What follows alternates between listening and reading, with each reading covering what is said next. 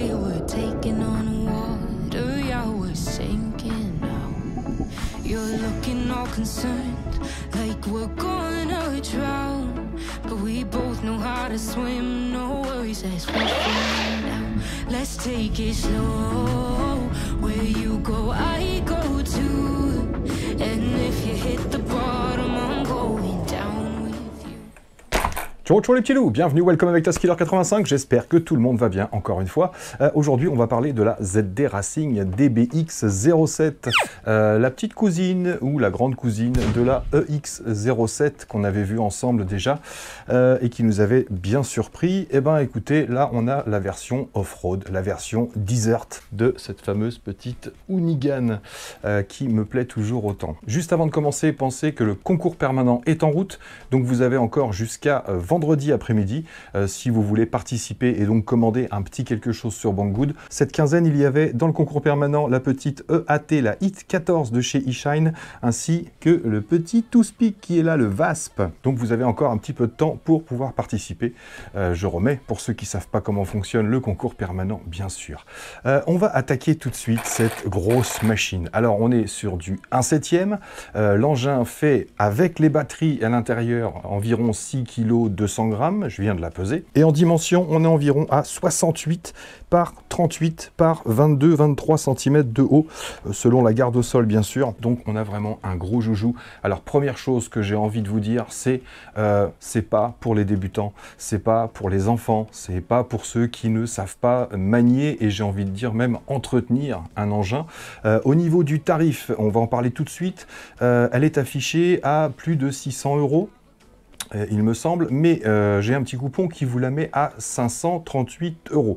Donc moi je vais partir sur cette base de 538 €. Actuellement la EX07 avec le même coupon, je vous mettrai bien sûr tous les coupons et les liens dans la description. Vous savez que ce sont des liens affiliés. Donc déjà si vous allez sur un site en partant de ces liens, vous montrez que ma chaîne sert à quelque chose. Donc déjà vous m'aidez.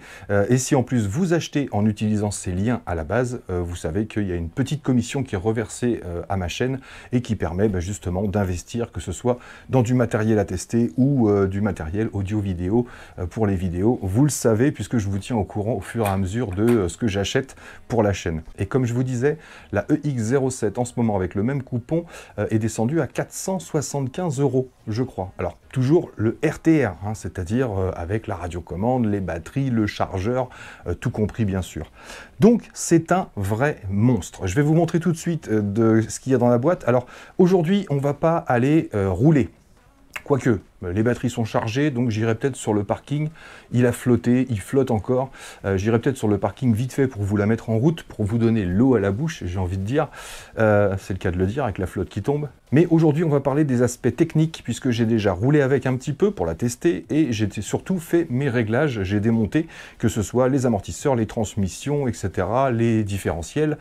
J'ai tout vérifié, réglé, et je vais vous en parler un petit peu. C'est pour ça que je vous disais, c'est pas pour un débutant qui n'a pas envie de mettre les mains dedans. Un engin à 500-600 €, de toute façon, j'estime qu'il y a un minimum à entretenir. Donc bien sûr, dans la boîte, vous avez le gros joujou. Je vous donnerai aussi 2-3 petites astuces que j'ai fait pendant la préparation de la voiture. On va avoir bien sûr la radiocommande ZD Racing, donc 4 piles LR06 pour le fonctionnement. On a le canal accélérateur ici, freinage, et quand on revient, on a la marche arrière. Bien sûr, le petit volant, donc là, il n'y a pas de mousse, c'est brut de décoffrage. On a un petit interrupteur ici de position. Je vais vous expliquer à quoi il servait et surtout à quoi il sert maintenant, puisque ça ne sert plus à la même chose. Et on a également un petit bouton ici, pareil, qui avait une utilité. En fait, j'ai inversé les deux comme sur la EX07. Je vais vous en parler tout de suite. Le petit bouton on-off, bien sûr. Sur le dessus, on va avoir l'inversion de la direction et l'inversion du throttle. Donc ça, on n'y touche pas. Et ici, vous aurez les réglages sur la direction et les réglages sur la puissance, sur le throttle. Celui du haut sert à aligner les roues. Celui du bas, lui, sert à l'amplitude de la direction, tout simplement. Si vous mettez au minimum, les roues vont à peine tourner. Quand vous irez à fond, si vous mettez au maximum, vous aurez le maximum d'amplitude, bien sûr. Et vous le savez, plus on va vite, moins il faut d'amplitude. Ne gardez pas une grosse amplitude si vous voulez faire de la vitesse, bien sûr. Et sur la droite, on a notre trim ici, avant, arrière. Donc si vous êtes au milieu, la voiture ne bouge pas. Si vous réglez un peu vers l'avant, la voiture va avoir tendance à avancer toute seule. Vous devrez freiner pour l'arrêter. et de l'autre côté, elle va avoir tendance à reculer, bien sûr. Et celui du bas sert à l'amplitude de la vitesse aussi, tout simplement le réglage de la vitesse. Si vous voulez y aller tranquillement, baissez ce bouton ici pour pas avoir le maximum de vitesse. Commencez à 0, vous allez voir, à 0, elle ne bouge pas. Et vous montez un petit peu, vous allez pouvoir prendre en main votre véhicule tout simplement et augmenter la vitesse progressivement. Avec, on aura également une superbe petite clé ici pour venir démonter les roues. Ici, on a même une 5e roue sur l'arrière, la roue de secours, qui est une vraie roue qui peut servir au cas où, mais qui sert aussi surtout d'amortisseur. Quand vous vous retournez, quand vous allez frapper quelque chose, bah, ça va encaisser les chocs mieux que du plastique, tout simplement. Une petite pochette avec des sangles pour les batteries supplémentaires, pas mal de petites visseries boulonneries ici, du double face si jamais votre ESC se décollait, et on a encore un petit peu de visserie. Et moi, j'ai des petites rondelles ici en rab que j'ai retirées de sur la voiture, et ça, je vais vous en parler.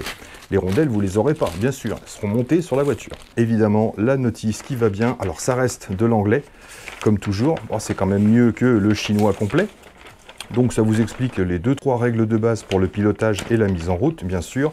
Vous avez les éclatés si vous avez besoin de démonter. Et encore une fois, comme d'habitude chez ZD Racing et comme beaucoup de marques, vous avez la référence des pièces. Alors vous saurez que les pièces détachées, c'est exactement les mêmes que sur la EX07 pour la plupart. Il va y avoir les roues qui vont changer, les amortisseurs qui vont changer, les bras ne sont pas exactement les mêmes, mais sinon la plupart des pièces seront compatibles, les billelettes, etc. De la EX07 à la ZD Racing. Et on sait que ZD Racing suit ces produits et on peut trouver de la pièce détachée sans problème sur différents sites, bien sûr. Et on aura également un petit chargeur B3 20 watts avec un petit adaptateur si besoin, la prise Europe évidemment. Et le petit chargeur, bon, ceux-là, on a l'habitude de les voir. Alors par contre, vous pourrez charger qu'une seule batterie à la fois et ça sort du 1,6 ampères. Ça veut dire que ce sera un petit peu plus long, sachant que là, ce sont des 5000 mAh, donc 5 ampères. Donc pour charger à fond, il va falloir 4 heures, avec ça, 3-4 heures facile.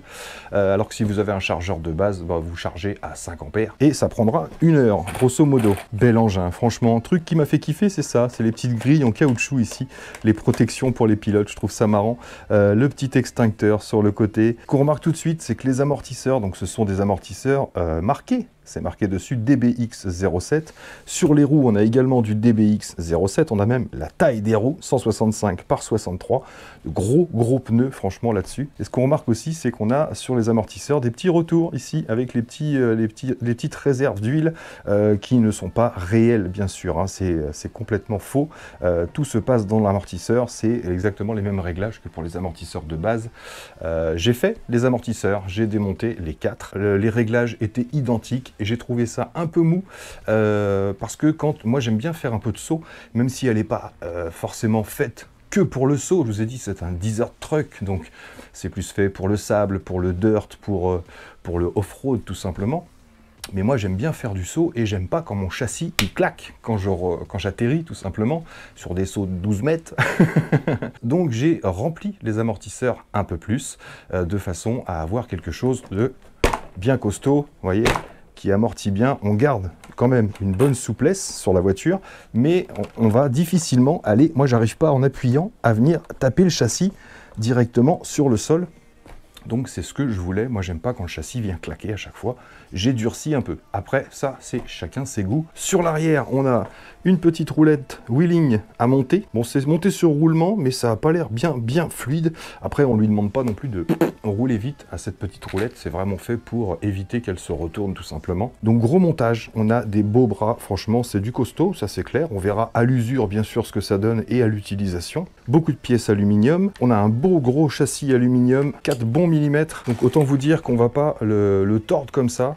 C'est vraiment du bon matos. Par contre, qu'est-ce qu'il y a comme vis? C'est hallucinant. Je comprends qu'ils vous mettent plein de petites vis dans la pochette parce qu'il y a pas mal de vis. Alors, autant vous dire qu'à la préparation, bien sûr, on vérifie la visserie. On vérifie qu'il n'y ait pas... On force pas comme un damné sur les vis, bien sûr. Puis prenez l'outil adapté. Allez pas prendre un truc qui brandouille un petit peu dedans. Vous allez finir par abîmer les têtes de vis. Donc vérifiez bien, évidemment, que rien ne bouge, que tout soit bien fixé avant de partir rouler. Hop, l'autre côté, eh ben c'est le même, sauf qu'il est l'autre côté et que lui, il n'a pas de volant, forcément. On a nos deux petits bonhommes à l'intérieur.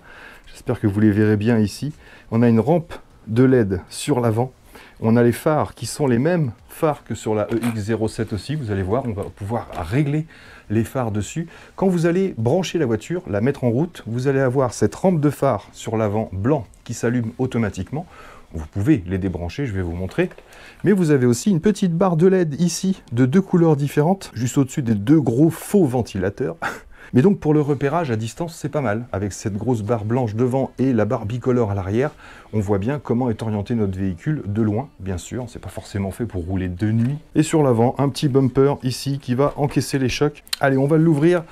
Première petite astuce dont j'ai envie de vous parler, c'est au niveau des petits crochets de fermeture ici. Généralement, tous les crochets sont dans le même sens. Je ne sais pas si vous allez comprendre ce que je veux vous dire, mais je vais essayer. Regardez, moi, les deux, vous voyez, sont opposés ici. Ce qui fait que je peux mettre mes 2 petites tirettes vers l'arrière et je ne vais pas abîmer la carrosserie. Pourquoi? Parce que j'en ai pris un ici avec une pince et j'ai inversé la boucle. Parce que normalement, vous avez tous les mêmes. Ça veut dire que celui-ci, si vous voulez le mettre là, pas de souci.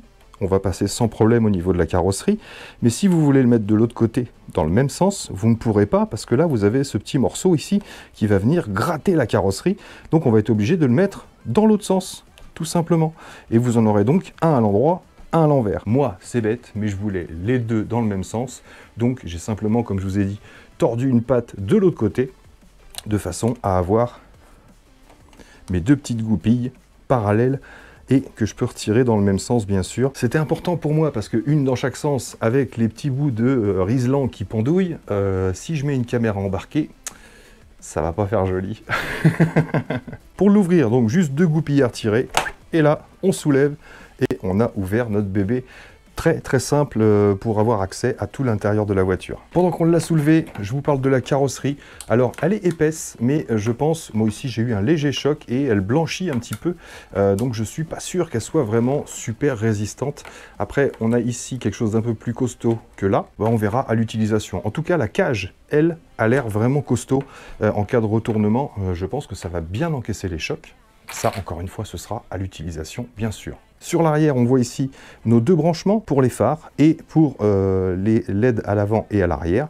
Donc, indépendamment, vous pouvez désactiver les phares ou les LED, si vous ne voulez pas, qui s'allument tout simplement. Donc, les batteries, ce sont les mêmes que sur la ZD Racing, donc 5000 mAh, 35C en 3S, ce qui fait qu'il y en a 2 et branchés ensemble, on va donc obtenir du 6S en 5000 mAh, ce qui devrait nous donner une autonomie, selon comment vous roulez comme d'habitude, entre 15 et 25 minutes ou un truc comme ça. On verra ça ensemble. Un ESC estampillé ZD Racing, refroidi bien sûr avec un petit interrupteur que vous devrez coller vous-même. Il y a un truc qui est tombé, je ne sais pas ce que c'est. Un cerveau ici qui fait 25 kg cette fois-ci, il faisait 15 sur la EX07. C'est vrai qu'on avait une direction un petit peu molle, mais qui allait bien pour le domaine routier. Moi perso, ça m'a jamais dérangé. Donc là, on va avoir quelque chose d'un peu plus nerveux. Le récepteur qui est ici, la petite antenne qui sortait, elle sortait de pas beaucoup. Moi, je lui ai simplement ajouté un tube souple ici, que j'ai collé avec une gaine thermo, de façon à avoir quelque chose d'un peu plus long ici, mais en même temps qui ne va pas aller se foutre n'importe où. Un moteur brushless 4282 ici, qui développe, lui, 2000 kV, alors que sur la EX07, on était à 1900 kV. Refroidi, bien sûr, par 2 ventilateurs. Et on voit un autre cerveau ici, de 15 kg celui-ci, qui permet d'actionner le frein à main, car comme sur la EX07, on a un frein à main ici qui va venir agir sur l'axe avant et arrière, juste après la transmission centrale, avec 2 mâchoires, tout simplement, qui vont venir serrer un disque. Donc ça vous évite d'utiliser le frein, ou ça vous fait un frein supplémentaire. Vous savez, quand vous utilisez le frein, c'est un frein moteur, donc c'est le moteur qui va freiner, qui va vouloir s'inverser. Donc vous allez forcer sur l'électronique. Alors que si vous utilisez un peu plus le frein à main, bah là, vous n'utilisez pas le moteur du tout. Donc c'est une question de goût, bien sûr, mais ça peut rajouter un freinage supplémentaire. Un petit réglage de force pour le cerveau, bien sûr. Toutes les biellettes, bien évidemment, sont réglables. Et j'aime bien aussi ces petits pare-boues là sur le côté. Ça évite qu'il y ait beaucoup de choses qui viennent se projeter à l'intérieur. Mais donc on a ces 2 espèces de barres en plastique très épais sur les côtés du châssis, Donc ça fait un petit plus. Alors j'ai roulé dans de la bouillasse un petit peu, et c'est vrai que j'étais étonné. Il y avait des saloperies ici sur le côté, mais très peu dans l'électronique. Donc j'ai peut-être pas roulé assez, je sais pas, j'ai fait une bonne petite session pourtant. Mais il n'y avait pas beaucoup de saloperies à l'intérieur même de la voiture, il y en avait plus sur les côtés ici. Donc je pense que la carrosserie protège pas mal. Ça va rentrer un peu par là et un peu par là. Donc bel engin, tiens, je vais la brancher. Attention le petit crisite. Crisite, c'est normal, c'est du 6S, hop. Bien sûr, je n'allume pas, je l'allumerai quand j'aurai allumé la radio. Que faisons-nous? Allumons la radio. Je vais mettre une petite cale par sécurité, de façon à mettre les roues dans le vide. Alors comme vous l'entendez, j'ai graissé mes transmissions. Donc les différentiels étaient déjà remplis. C'est du différentiel 1/8e, sauf qu'à l'intérieur, je vous mettrai une petite photo. C'est différent. On a normalement sur les différentiels de, par exemple, la ZD Racing, la 08426 qui est là-haut, qu'on a vu ensemble. Les petits engrenages qui sont à l'intérieur du différentiel sont montés sur une barre, simplement, posée dans un cran en plastique, juste dans une gorge plastique du différentiel. Et donc c'est le rond, l'axe qui va frotter dans le plastique, alors que là on a des axes qui sont mis dans des espèces de carrés métalliques, et les carrés sont pris dans le plastique, ce qui fait que l'axe va tourner dans le carré métallique et pas dans le plastique directement. Donc je pense qu'on aura une meilleure durée de vie à ce niveau-là. J'ai pas démonté le différentiel central, pour moi c'était un peu moins important, je le démonterai si jamais j'ai un problème ou de la casse avec, mais là c'est un peu plus relou à démonter, ça demande de démonter beaucoup de la voiture pour avoir accès à ça, alors qu'il n'y avait pas de manque. Quand j'ai vu les deux différentiels avant-arrière, il n'y avait pas de gros manque. J'ai juste rempli et graissé avant de les remonter tout simplement. Donc toujours ces deux gros tubes de renfort ici sur le châssis, donc très difficile je pense à le plier. Encore une fois, on verra ce que ça donne à l'utilisation, je ne veux pas trop m'avancer, mais on va bâcher un petit peu, on va la pousser, même si c'est pas l'utilité à la base, on va se faire du desert tranquille, on va aller à l'hippodrome, on va se faire des petits sauts, etc. Mais on va pousser un peu plus fort pour voir la résistance tout simplement. Donc beau montage, hein. On voit que c'est bien épais ici, on est sur de l'aluminium brossé pour avoir ce biton un petit peu, donc super sympa. Je peux allumer, tac, et donc on a cette grosse rampe de LED ici sur l'avant. Les phares s'allument dès que vous mettez en route, mais ils s'éteignent ensuite, et vous avez cette barre orange et rouge sur l'arrière. Hop, et pour les phares, je vais mettre en face de moi ici. Donc logiquement pour les phares c'est le CH3 ici. Moi comme pour la EX07 je suis allé dans le récepteur et en fait j'ai inversé le channel 3 et channel 4 de façon à ce que le frein à main qui était ici se retrouve là et que les lumières qui étaient là se retrouvent ici. Donc pour allumer les phares maintenant j'ai juste un cran à faire vers l'arrière ici. J'avance et je recule et je change à chaque fois de lumière, voilà. Et comme sur la EX07 il y a pas mal de tons différents, à chaque fois que je déplace d'un cran mon interrupteur j'ai un changement de luminosité jusqu'à rééteindre tout simplement. Et donc le channel 3 ici qui sert au frein à main maintenant, je vais vous montrer comment ça fonctionne. Et comme je vous disais, regardez la réactivité, c'est beaucoup plus réactif, beaucoup plus rapide. Et là, je suis à fond sur l'amplitude, donc je peux baisser l'amplitude ici, vous voyez. J'ai beaucoup moins, ici encore moins. Et là, on est au maximum. Donc bonne réactivité ici. Moi, tout reste pas trop mal aligné quand je tourne. Donc c'est plutôt pas mal, on verra ce que ça donne à l'utilisation. Pour débloquer le frein à main, j'ai juste à appuyer sur CH3, regardez. Tac, ici je débloque, je freine, je relâche, je freine, je relâche. C'est beaucoup plus pratique. Pendant que vous pilotez, freinez avec l'arrière, remettre en avant pour débloquer. C'est beaucoup plus simple avec un petit appui comme ça. En plus, vous le savez, quand c'est éteint, c'est que ça freine. Quand c'est bleu, c'est que ça peut rouler.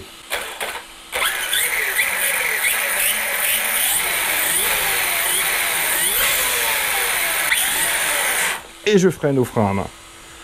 Tac! Bon, on voit que ça envoie quand même pas mal. Bon, j'enlève pas les batteries puisqu'on va aller se faire un petit test vite fait. Donc, beau bébé qui présage que du bon. Franchement, on va s'amuser. On va voir ce que ça donne. Alors, je vais juste vous montrer un petit chose. Hop, quand je suis allé démonter, je vais pouvoir remettre ça.